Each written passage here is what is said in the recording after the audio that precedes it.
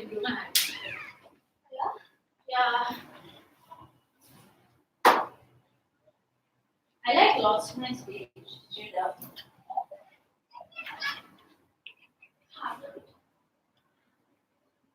What are you doing? Looking at the balance.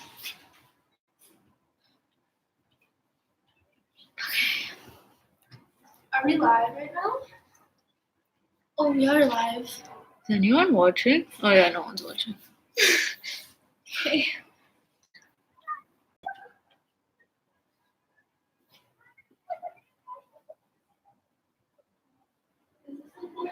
Nice. Wait, I'm trying to think of like the first and last line of every single. Do you have like? Can you say it that way?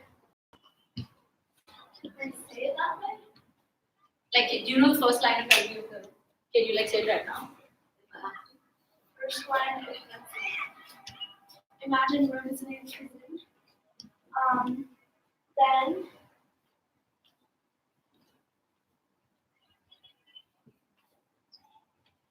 I don't remember the Stitch in Paradise. It's just like a joke. I know like there's do not live with this help. And you know in Paradise like comments.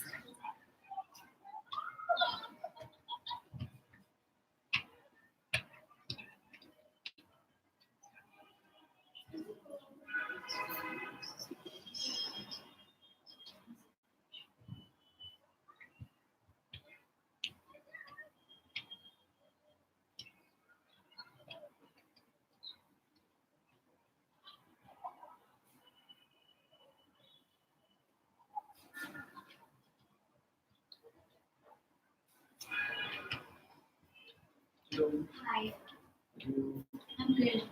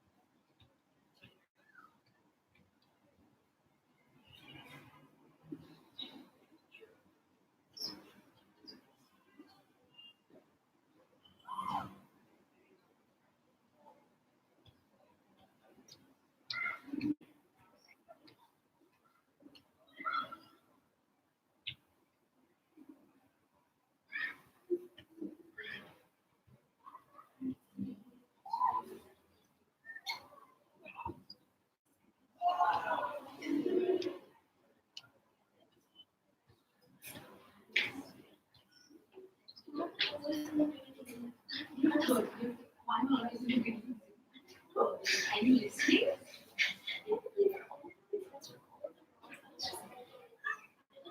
I didn't know first. Just like. I'm a bit loud, but you know, yes, right? I like the book. Today I feel like I feel it in your voice. And emotional. So it's not like an intellectual.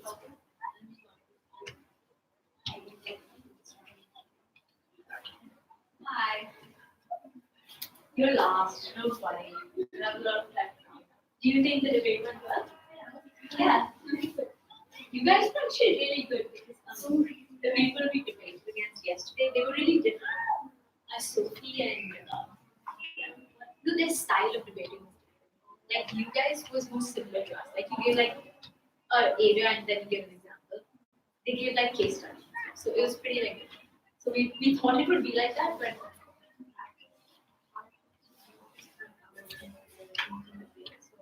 oh yeah, yeah.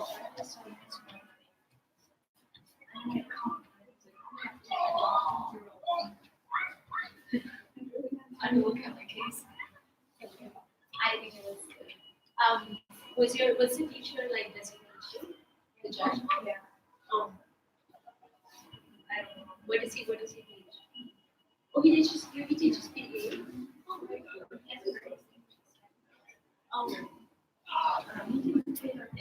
Yeah. I'm ready for it. I'm first, so I'm a little. I think yesterday I kind of took a pause because I couldn't remember a line. Yeah, and I repeated a line to get in the flow again. And yesterday was that. What's your topic? The topic is about internet privacy and choices. I see picture. Oh, so you think internet privacy is a good idea? So it's No, it's not. Oh, yeah, sorry. I meant you think that like the internet should be private. yeah, it should It should be. You should be able to check each other. It should be promoting our data like for I don't know, it can be used for anything, promoting ourselves better for enhancing our cybersecurity. Mine's kind of regarding the internet, but it's different. I'm talking about how social media takes away our freedom.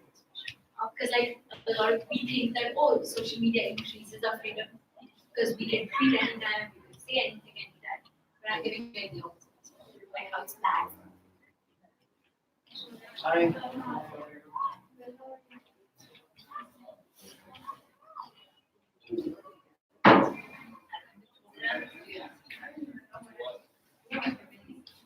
Oh, you're debating. I'm debating mine. You're debating yours. No, wait. Okay, no, sorry. When did you guys? No, guys are debating.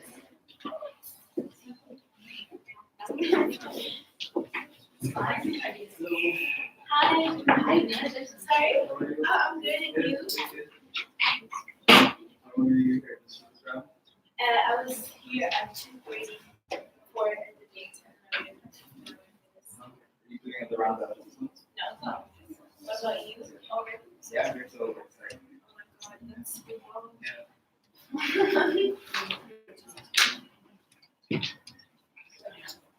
Would you like me to close again? I guess, yeah, we're all here, right? Sure. Thank you. Right. Sure. Yeah, go ahead. You're Monica? Yeah, Manika. Should I tell you the name of my speech or do you have it? I guess I do need to try. Okay. How social media takes over.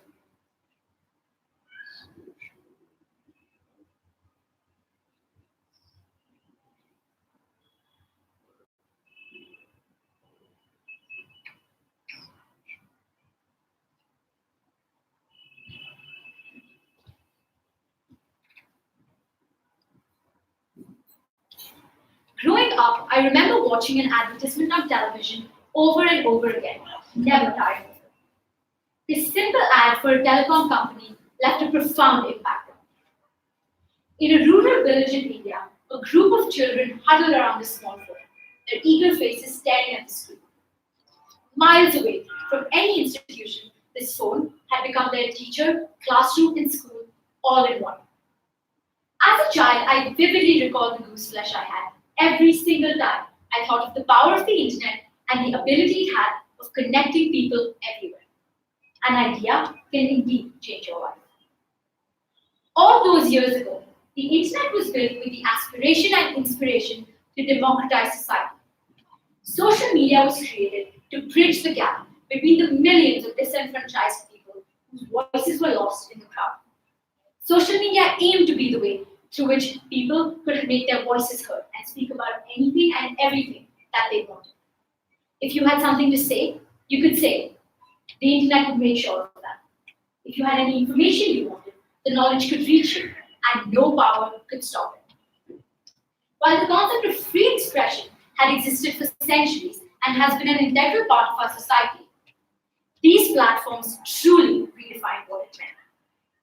At its very core, the internet was built for free expression. But now I ask you, has this tool truly put power into the wrong hands? Many of you will argue otherwise, stating that the social media and the internet is as much a place for free expression today as it used to be decades ago, maybe even more so. But I will prove to you otherwise. For any number of free-thinking people on social media, there are many more organized bunches of haters who are targeting, silencing, outshouting, and bullying anyone they disagree with. In fact, social media has become an organized vehicle for violence. In the garb of free speech and expression, haters on the internet are silencing anyone that they wish. This invasion of troll armies has a sole purpose to bully their opponents, spread disinformation, and post fake messages everywhere. All for a little pocket change. Yes, you heard that right. Entire organizations of trolls hidden behind their screens, impersonating regular people like you and me, cashing on their services every single minute of every day. Our screens are powerful tools for good, until they start serving as platforms for these faceless trolls spewing words of hate. The metamorphosis of free expression on social media has truly been terrifying. From a platform of liberation to a platform of oppression.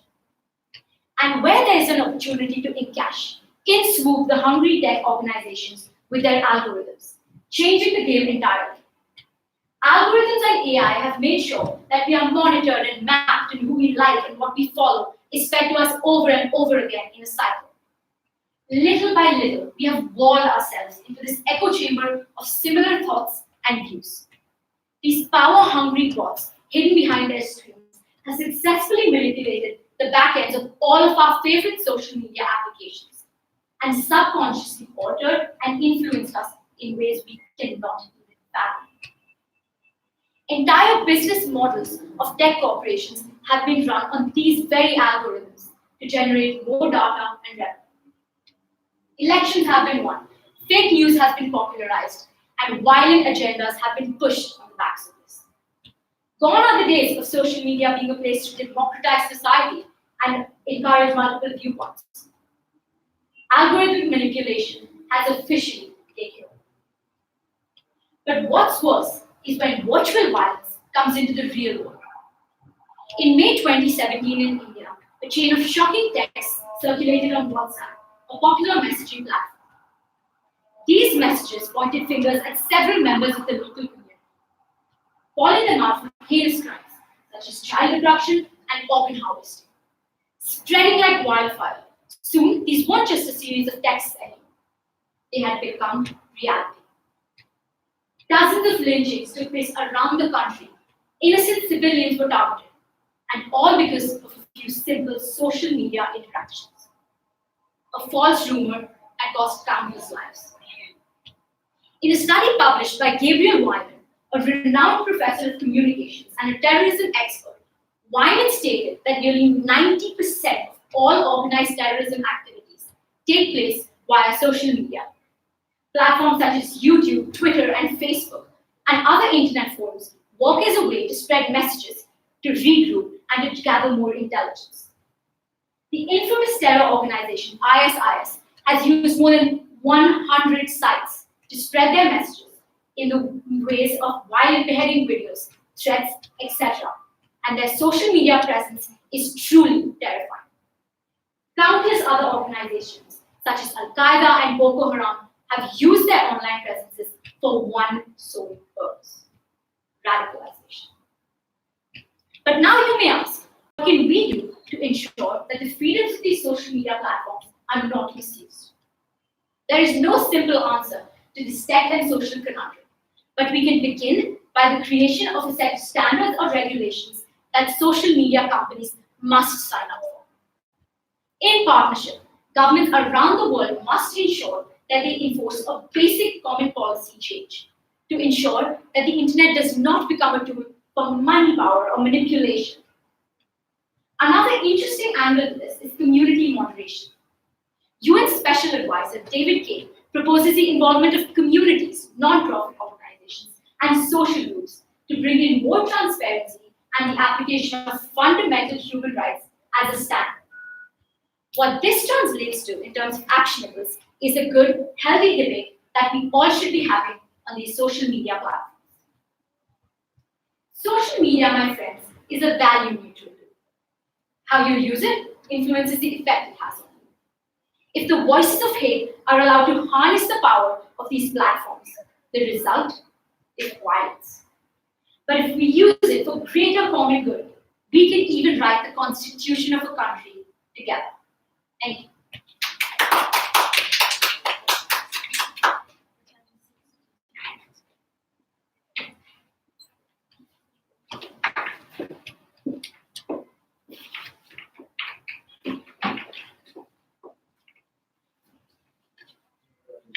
Yeah. What is your passion? As a kid, my answer to this question changed every day.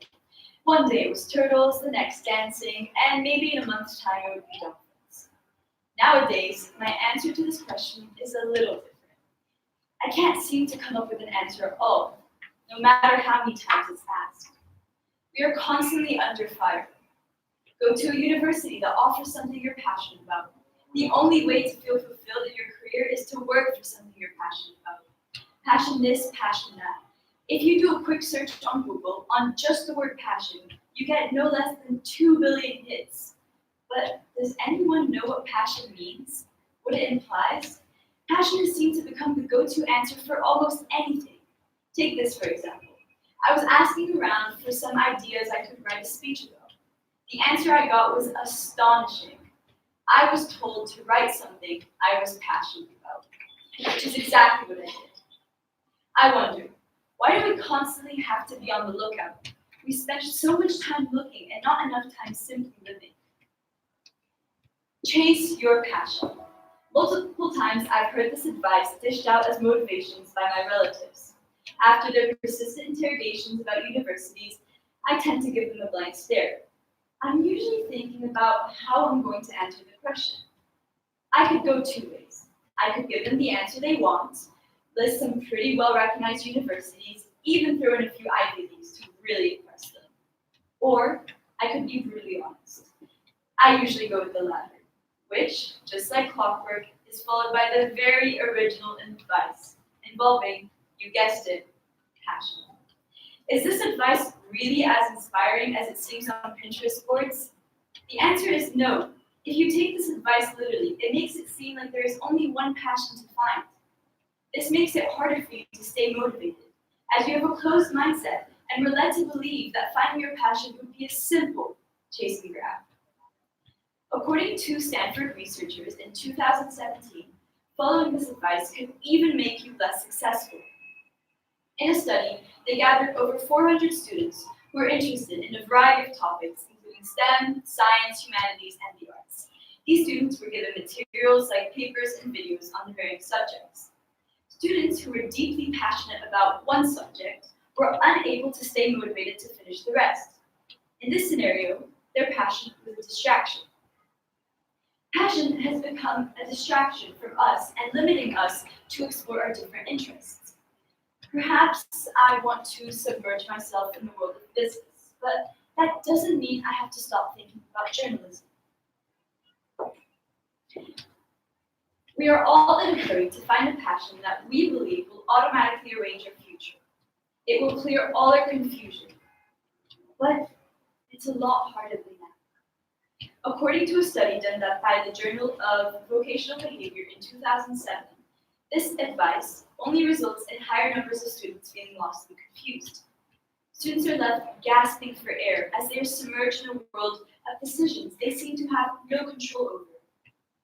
As a 16-year-old student, I am expected to responsibly and accurately pick my APs for next year. I have to choose what I feel passionate about, what I want to prioritize, and how to polish my school record to be fished out by a great university. But it's a lot more complicated than simply ticking a box in a course selection survey. Humans are continuously changing. I know that because the person I am today would not recognize the one I was last year, or the year before that. The teenage years are not a place for rationality and stability.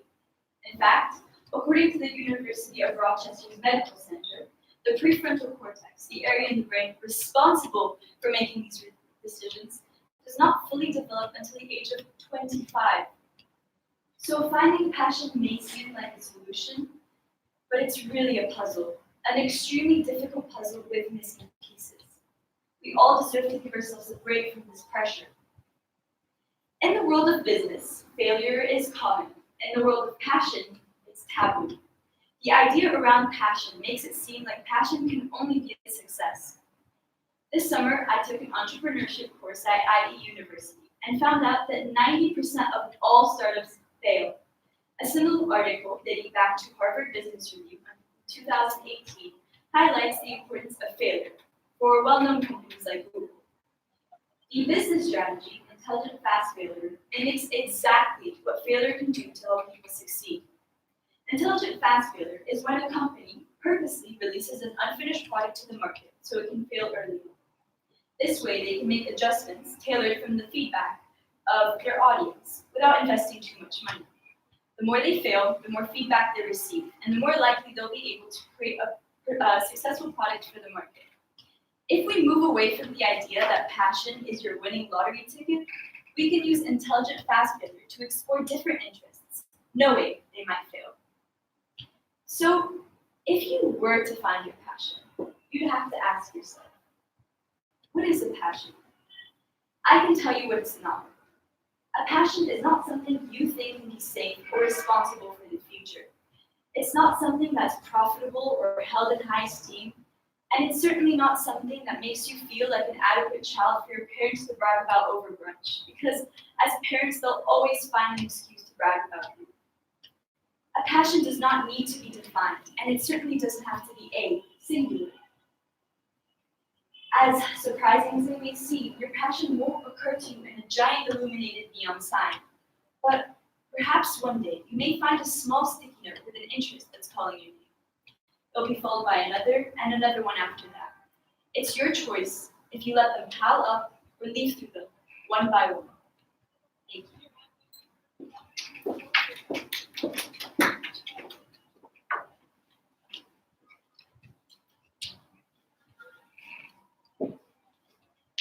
The title of your speech, It's the passion shred behind it. the passion. Yeah.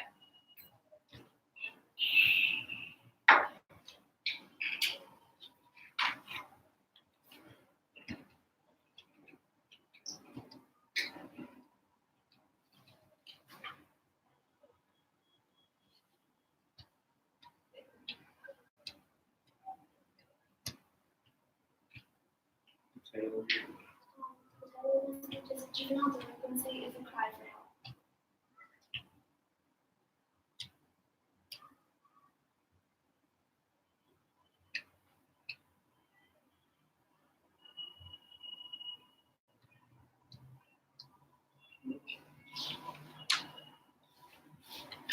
Imagine you are visiting a prison. Here you meet a 16-year-old girl in a dark cell the size of a bathroom with self-mutilating cousin. She's depressed and isolated. She should be in school. She should be learning from her delinquent actions rather than undergoing depression. So when you think of your childhood, do you remember playing with your friends? Or do you remember a windowless cell with metal bars? Juvenile delinquency is a cry for help. Juvenile delinquents should definitely answer for their actions, but in a way that doesn't impair their chance of reform. We need to understand the risk factors that lead youth to delinquency, why each juvenile delinquency case is different, and why juveniles must not be treated as adults. This will help us to realize why prevention, alternative sanctions, and rehabilitative programs are more effective solutions than harsh incarceration. What is juvenile delinquency? Juvenile delinquency is a term for any unlawful act committed or participated in by a minor. Unfortunately, the meaning of juvenile crime, and the age until which a person is considered a juvenile varies from region to region. Juvenile delinquency facilities focus on the rehabilitation and education of juveniles rather than conviction. In 1977, when the number of juvenile delinquency cases in the U.S. peaked, legislators created harsher laws, allowing more minors to be tried as adults. In spite of a drastic 44% decrease in the number of juvenile delinquency cases, reforms to return the juvenile justice system back to the original intentions are not being implemented swiftly. Why do adolescents become delinquents? One of the major risk factors is social circumstances, like isolation, poor parenting, immoral condition, and bad company. Another one is environmental conditions, like poverty and exposure to violent or inappropriate media. The third one is the physiology and mental health of kids. Per MRI studies, the frontal cortex, which controls reasoning, unlike adults, is not fully developed in an adolescent, resulting in impulsive decisions in emotionally stressful situations. Also, teenagers are easily swayed by temptation and are prone to risky behavior. Therefore, prosecutors should not treat juveniles as adults, and they should take into account every delinquent circumstances when penalizing the juvenile. When we incarcerate these juveniles, what happens to them? A common problem around the globe: insufficiently equipped detention centers and sexual violence against young inmates. More than a third of U.S. detention centers lack sufficient amenities and developmental programs for juvenile occupants.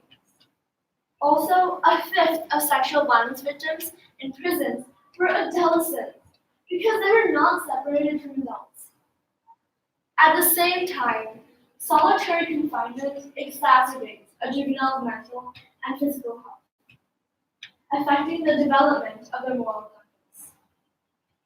Juveniles placed in the U.S. adult corrections system are 34% more likely to recidivate than their counterparts in the juvenile system. Why? Because kids, unlike adults, don't reflect on their actions during jail time. Thus, harsh incarceration in a retributive justice system is neither an ethical nor an economically viable solution for delinquency. So what are some solutions to help these juvenile delinquents?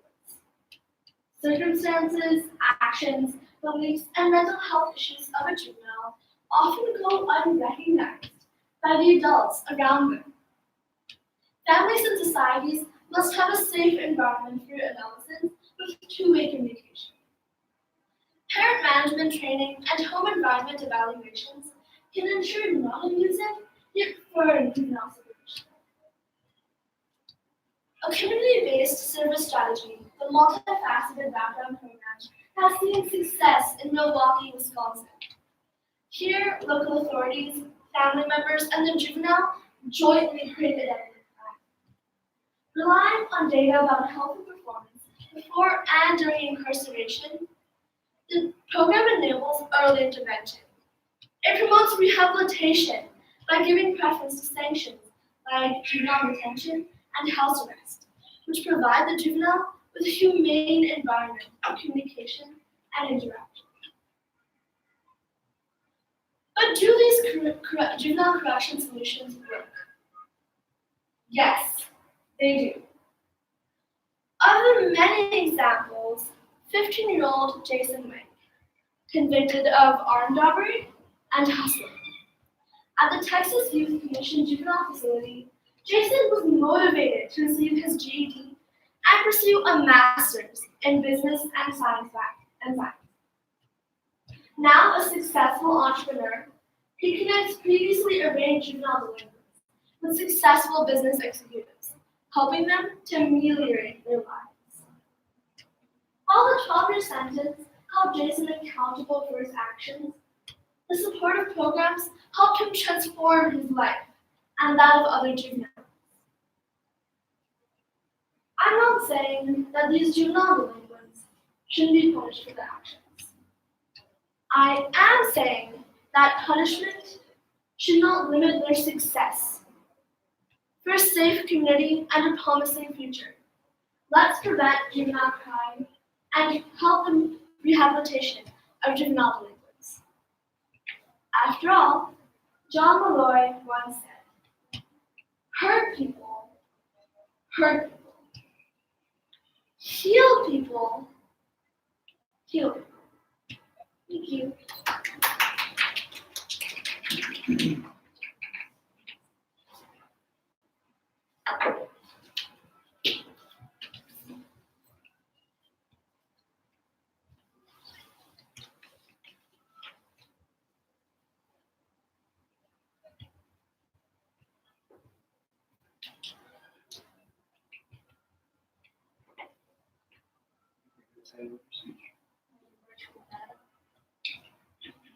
Virtually possible.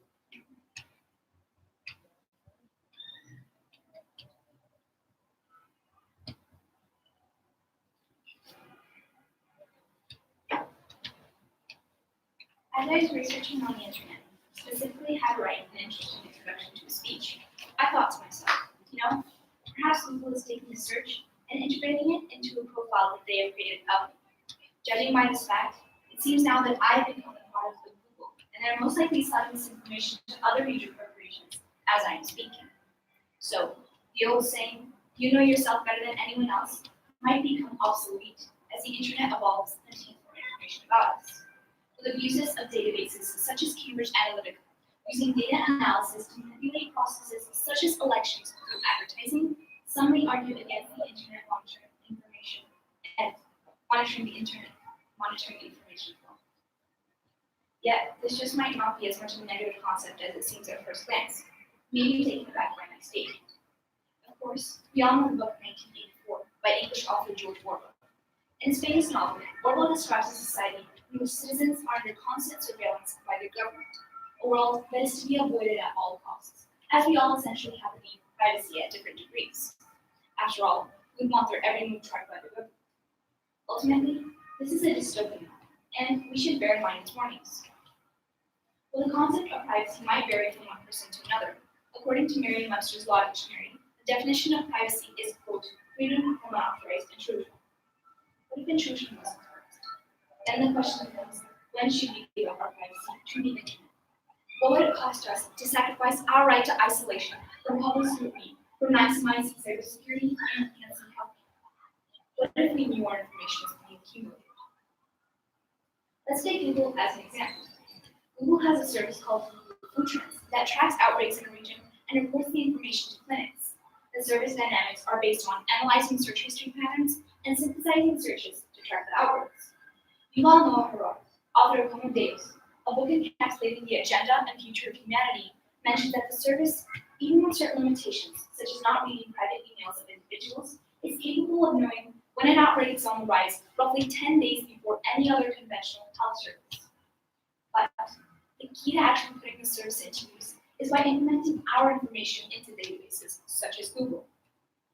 Suppose an epidemic such as cholera on the rise, a disease that the World Health Organization classifies as a global threat. Just think of how many consequences the service can help us avoid with the acts of predicting and possibly reversing the rise of such epidemics. Enhancing healthcare, of course, is only one of the few goals we can achieve through using the internet. Unfortunately, in our contemporary world, a child can be just a few clicks away from the risk of being exposed to inappropriate content, cyber stalkers, cyber predators, and many more. Bearing in mind, there is the option of completely isolating a child from the use of technology. But if we look at our school, every student is required to attend school with technological equipment, whether it be a phone or a laptop, as we carry out many functions and assignments using technology on a daily basis. According to Keylogger Review, quote, 82% of sex crimes involving a minor are initiated from social sites. What if databases such as Google could take on the role of a cyberguardian and filter out content for the protection of minors on the internet? Would it be worth giving up our privacy on the internet for the protection of minors from harmful and possibly threatening content? Google Trends is another service that has been effective in collecting data off of searches and providing the public with statistics on a variety of subjects, such as social issues, political issues, cultural issues, and even subjects such as clothing. The service claims the issue of gun rights and gun control in the United States has become a major political and cultural matter. In addition, the service provides the ratio of gun shops to gun control in the United States as of 2019. Considering that this is public data, schools, individuals, governments, and even entire communities can use these statistics for tackling their social issues, political issues, economic issues, any issues really. Evidently, there are quite a few benefits to having an outside source monitoring the content, but as for human rights, there have been numerous complaints concerning our human rights and governance, as well as databases monitoring internet activity. The Declaration of Human Rights, established by the United Nations General Assembly, claims that we have the right to freedom of expression, opinion, and the right to privacy, along with many more. But nevertheless, with these rights comes responsibility, specifically with what we choose to search and display on the internet. In fact, Google's Terms of Service site mentions that, quote, you are responsible for the activity that happens on or through your Google account, and that essentially what you choose to search and display on the internet can be used to modify and filter content tailored to your profile. In essence, Google quite clearly informs us of its policies, so is it really considered a violation of privacy if one voluntarily displays anything on the internet? If we give consent to databases on the internet and use these forces for good, maybe it is worth giving up some of our privacy on the internet. This is not a science experiment, with researchers taking a small group of people and running a controlled experiment. This is the internet, a whole virtual world harvesting a large number of data points at an elevated level of accuracy. So, by giving consent to databases on the internet, maybe data collection on the internet might just be our ally in this virtual world we have created. Keeping in mind our beliefs, such as that every individual is entitled to privacy, as well as recognizing the warnings of novels such as 1984, we can reach unprecedented heights in the world we know today. Really?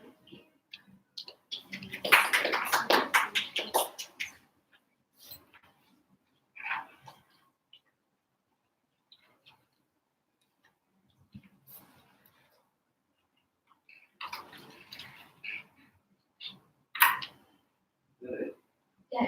Yeah, okay. Yeah. Sarah, what's going on? Thank you. Thank Good you. job, guys. Guys, Good luck with the rest of the. I have to get Oh, do you? Yeah, for this, like. For Qratory? Yeah. Really? Yeah. It's really weird. Yeah. Okay. Thank you.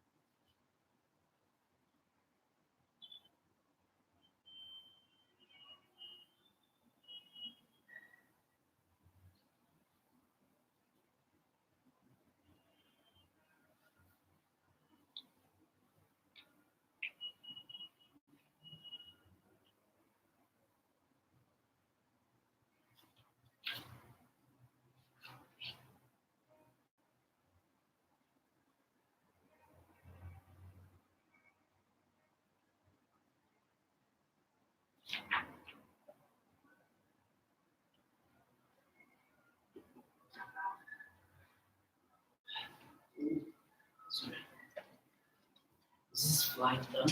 Yes.